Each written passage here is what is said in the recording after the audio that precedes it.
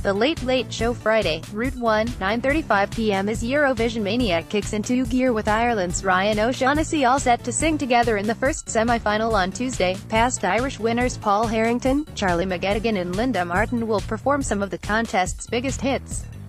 There'll also be, hopefully, a bit fun and mayhem as they join Jake Carter, Ronan, Johnston and Rory Cowan in a game of Eurovision Spin and Sing. We're quite taken with the idea of Linda Martin belting out Hard Rock Hallelujah, Lordy's 2006 winning slice of stomping Finnish heavy metal. Speaking of slices, the happy pair twins, Dave and Steve Flynn, will be on hand with tasty tips on how to get younger eaters into eating veg, while Gordon Snell, husband of the much-loved and much-missed writer Maeve Binchy, who died 6 years ago, talks about their life together and the continuing impact of her work. The cervical check scandal has dominated the news this week. Professor John Crown and health editor Susan Mitchell are in studio to discuss the continuing fallout from the controversy. Also, rape survivors Debbie Cole and Dominic Meehan, who went public to raise awareness, will share their traumatic experiences and the impact that their individual attacks have had on their lives. The Graham Norton Show BBC One, Friday 11:05 p.m. Actor and I Feel Pretty star Amy Schumer was lined up to appear but has been forced to pull out after being hospitalized with a kidney infection. Instead, comic Stephen Mangan and singer Jess Glynn will be joined by Amelia Fox and comedian Johnny Vegas.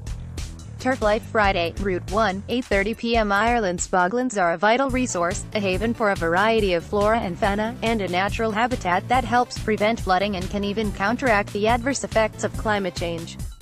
But Ireland's bogs are under threat from millennia of exploitation, and Turf Life, made in conjunction with Bord na Móna, looks at efforts to restore them to their former glory. This is no bog standard documentary. Presenters Derek Mooney and Sinead Kennedy head to Lochborough Bog and Co Offaly to see the efforts being made to bring our boglands back from the brink. High and Dry Friday, C4, 10:30 p.m. Even on an island paradise, hell is other people. Such is the neat premise of Mark Wooden's new comedy about castaways who survive a plane crash. There are some good one-liners, but, in this opener at least, Wooden, best known for creating fake psychic Shirley Ghostman, is the star and writer who plays a garish sociopath flight attendant Brett, who takes over in an overbearing flight attendant way once the survivors get their bearings on the desert island. The Ray D'Arcy Show Saturday, Route 1, 9:40 p.m. Dublin GAA player Nicole Owens will be one of hundreds of thousands of people all over the country who will walk from darkness into light for Pieta House's annual event. She talks about the highs of playing and winning the All-Ireland final at Croke Park after years of struggling with mental health problems. With rising rent prices making the headlines again, Irish Times columnist David McWilliams will give his always insightful views on the inflated property market, going back to the boom times, and whether or not he thinks we'll go bust. Keith Bronny is one of the world's first emoji consultant, who helps companies navigate their way through a growing emoji minefield. He'll teach us when and how to use this ever-growing and popular way to communicate. Smiley face, not to be left out of Eurovision Mania, D'Arcy will have a live chat all the way from Lisbon with Ryan O'Shaughnessy. Who Wants to Be a Millionaire? Saturday, TV3, 9:15 p.m. What do you do when you want to revive one of the most popular TV quiz shows in celebration of its 20th anniversary? Phone a friend, of course. And the producers of Who Wants to Be a Millionaire did just that, as they called up the Grand Tour host and self-confessed quiznut Jeremy Clarkson to step into Chris Tarrant's shoes and present a special week-long run of the show. It could be a genius move, or the ultimate hate-watch TV of the year. The usual rules will apply. Ask the audience, 50-50 in the aforementioned Phone a Friend, as the contestants sweat and fret their way to the magical 15th and final £1 million question. However, we are promised that there will be a few new twists along the way too. Nature Live Sunday, Route 1, 6:30 p.m. Our Wild Island goes international with Derek Mooney broadcasting live to Europe from the banks of Dublin's River Liffey, while wildlife filmmaker Colin Stafford Johnson will be presenting from the Blasket Islands. This one-hour program will feature some of Europe's extraordinary wildlife, from polar bears in the Norwegian Arctic, to wild horses in southern Spain, to basking sharks off the west of Ireland. Viewers can take part by sharing their own pictures and videos of nature and wildlife using Bake Off, The Professionals Sunday, C4, 8 p.m. When the Great British Bake Off moved from the BBC to Channel 4 it was headline news, but there wasn't quite as much speculation about what that would mean for the future of Bake Off, creme de la creme.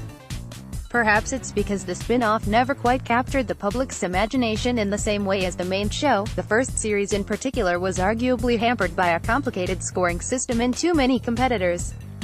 But now the format is coming to Channel 4 with a new name, Bake Off Professionals, and two new presenters in the shape of comedian Tom Allen and 2017 Bake Off contestant and viewer favorite, Liam Charles.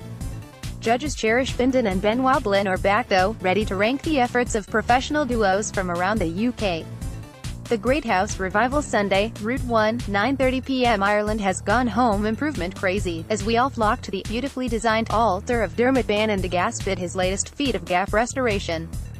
Such is our appetite for programs like this, it seems there's no shortage of room to improve. It won't be long now before the plotlines of Fair City revolve around Jim putting in a new bathroom, or Katie getting locked up in a brand new attic conversion.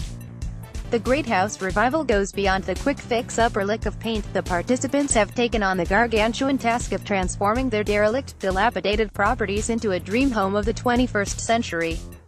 Architect Hugh Wallace oversees these daunting projects, and it's no surprise to learn that the series was 2 years in the making. The properties include country estates, farmhouses, cottages and Georgian buildings, and for many it's a race against time to bring the houses back from rack and ruin. First up is Australian Bede Tannock, who sets out to restore Ballinaford House in Comeo, built in 1827, and not looking the best after nearly 200 years, PA, Guardian Service.